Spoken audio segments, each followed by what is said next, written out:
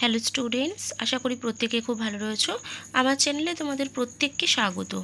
আজকে আমাদের আলোচনার বিষয় হলো ষষ্ঠ শ্রেণীর ইংলিশ প্রেগন্যান্স বইয়ের লেসন 1 পেজ নম্বর 28 থেকে আজকে আমরা এই ভিডিওতে আলোচনা করব। তো সবার প্রথমেই বলে রাখি, যারা আমার চ্যানেলে নতুন অবশ্যই চ্যানেলটিকে সাবস্ক্রাইব করে রাখবে পরবর্তী ভিডিওগুলো দেখার জন্য। ভিডিওটা ভালো লাগলে অবশ্যই একটা লাইক করে বন্ধুদের সাথে শেয়ার করো।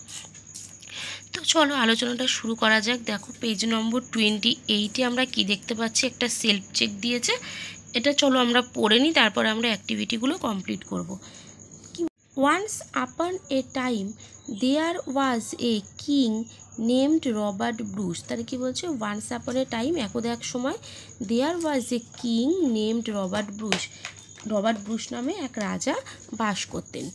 One day his kingdom was threatened by some fierce enemy.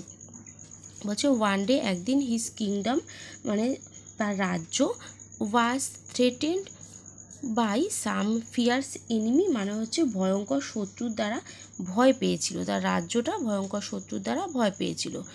Such news mystified the king and he immediately entrusted his commander in chief with the duty to defend the borders.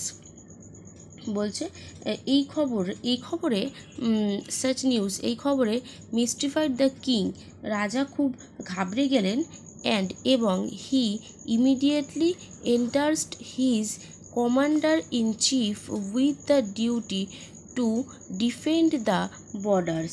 তিনি মানে অবিলম্বে তার সেনাধ্যক্ষকে মানে সেনাপ্রধানকে আর কি তার রাজ্যের সীমানা রক্ষা করার জন্য দায়িত্ব দিলেন। During the battle, his army was badly injured by the dreadful enemy soldiers and started leaving the battlefield. বলছে যুদ্ধে তার সৈন্যদল ভয়ঙ্কর শত্রু সেনাদের দ্বারা জখম হলো এবং তারা যুদ্ধক্ষেত্র ত্যাগ করতে আরম্ভ করলো।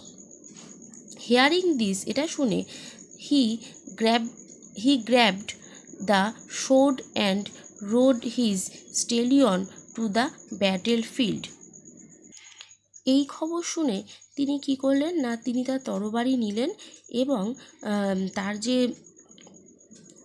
ঘোড়া রয়েছে, তার যে শক্তিশালী পুরুষ ঘোড়া রয়েছে, তাকে নিয়ে সেই যুদ্ধক্ষেত্রে পৌঁছলেন।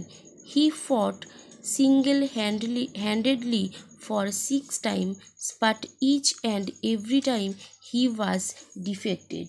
বলছে তিনি একাকী যুদ্ধ করে 6 বার যুদ্ধে পরাস্ত হলেন। In utter disappear his took shelter in a nearby cave. তিনি একা সেই যুদ্ধ করে 6 বার যুদ্ধে পরাস্ত হওয়ার পর কী করলেন না, ভীষণ হতাশ হয়ে তিনি নিকটবর্তী মানে কাছাকাছি একটা গুহার মধ্যে গিয়ে আশ্রয় নিলেন। He started losing all hopes. বলছে তিনি সব আশা ত্যাগ করতে লাগলেন।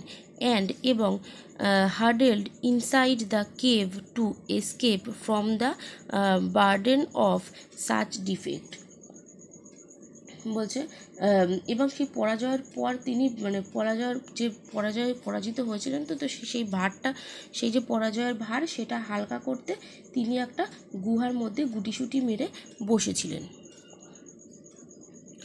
One evening he found a spider trying to make its web on the slippery walls of the cave.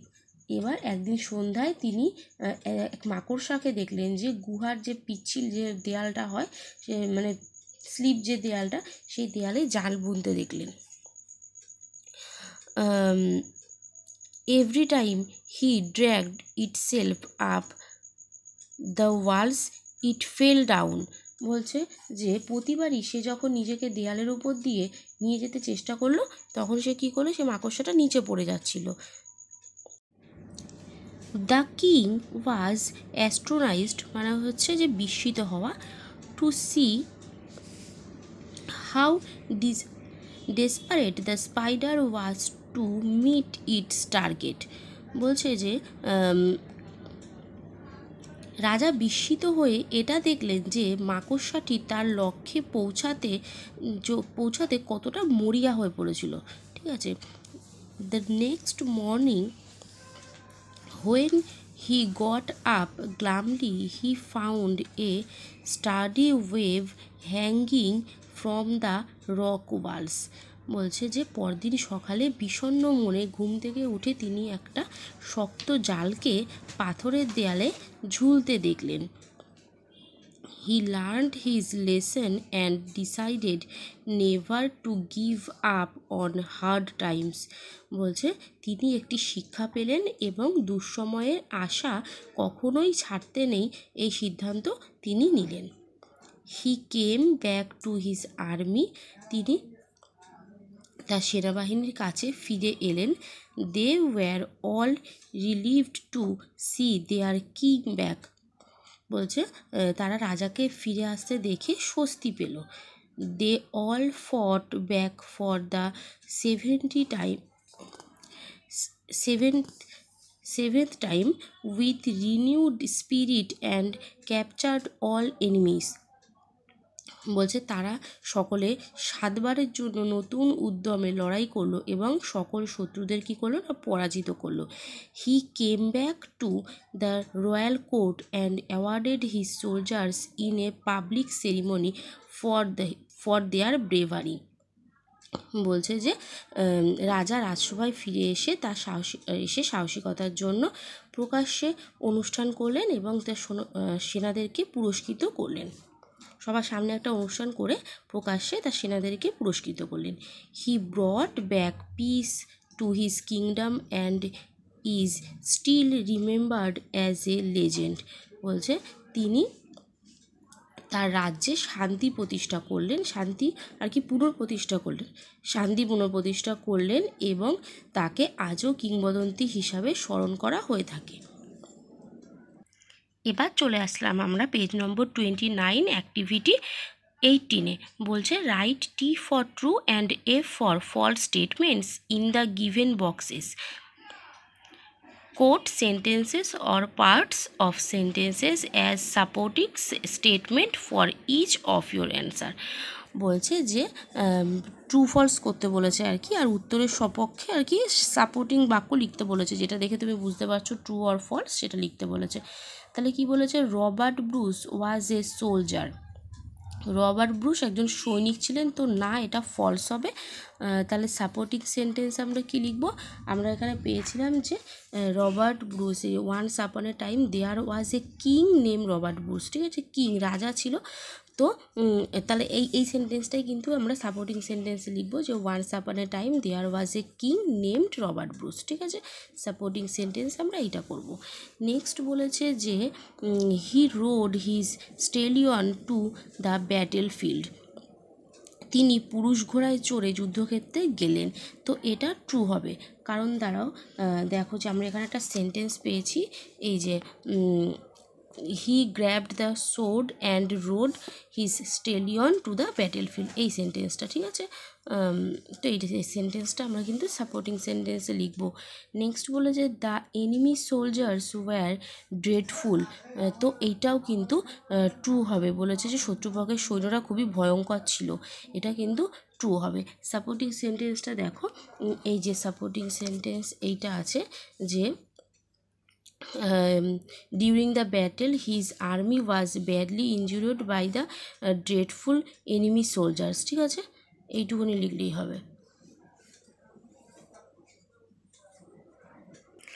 Next বলেছে দেখো Robert Bruce took shelter in a forest. Robert Bruce একটা বনে আশ্রয় নিয়েছিলেন, না এটা ফলস, কারণ তিনি একটা গুহার মধ্যে আশ্রয় নিয়েছিলেন। তাহলে দেখো সাপোর্টিং সেন্টেন্স আমরা পেয়ে গেছি, এই যেখানে রয়েছে যে অ্যান্ড যে he start losing all hopes and took shelter in a nearby cave. তো এই সেন্টেন্সটা হবে। ঠিক আছে, নেক্সট বলেছে the spider was disappeared to make its web. মাকড়সা জাল বুনতে মরিয়া ছিল, এটা ট্রু হবে। সাপোর্টিং সেন্টেন্স কী হবে দেখো, এই যে এইটা হবে যে the king was astonished to see how disappeared the spider was to meet its target. ঠিক আছে, নেক্সট বলেছে he awarded the soldiers in the royal court. তো এইটা ট্রু হবে। এই যে সাপোর্টিং সেন্টেন্স দেখে নাও, he came back to the royal court and awarded his soldiers in a public ceremony for his bravery. ঠিক আছে, তো এই সেন্টেন্সটা হবে। এবার চলে আসবো আমরা অ্যাক্টিভিটি 19-এ। বলছে arrange the sentence in proper order and put serial numbers in the boxes given. আমাদেরকে বলেছে যে বাক্যগুলো যথাযথভাবে সাজাতে আর বাক্সের মধ্যে হচ্ছে ক্রমিক সংখ্যা দিয়ে পরপর মানে এগুলো সেন্টেন্সগুলোকে সাজাতে, অ্যারেঞ্জ করতে। তাহলে দেখো ফার্স্টেরটা কী বলেছে, he got inspiration from a spider. মাকড়সার নিকট থেকে তিনি অনুপ্রেরণা পেয়েছিলেন। He took shelter in a cave, তিনি গুহায় আশ্রয় নিয়েছিলেন।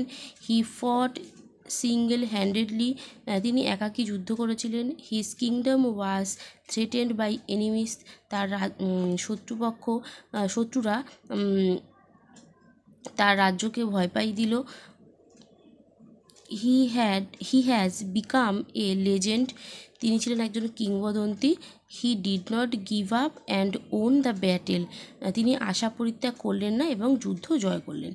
ঠিক আছে, তাহলে ফার্স্ট সেন্টেন্স আমরা কোনটা পাচ্ছি, প্রথমে পাচ্ছি কিন্তু এইটা, his kingdom was threatened by enemies, তার রাজ্য হচ্ছে শত্রুপক্ষের দ্বারা ভীত হয়েছিল। ঠিক আছে, এইটা 1 নম্বর হবে।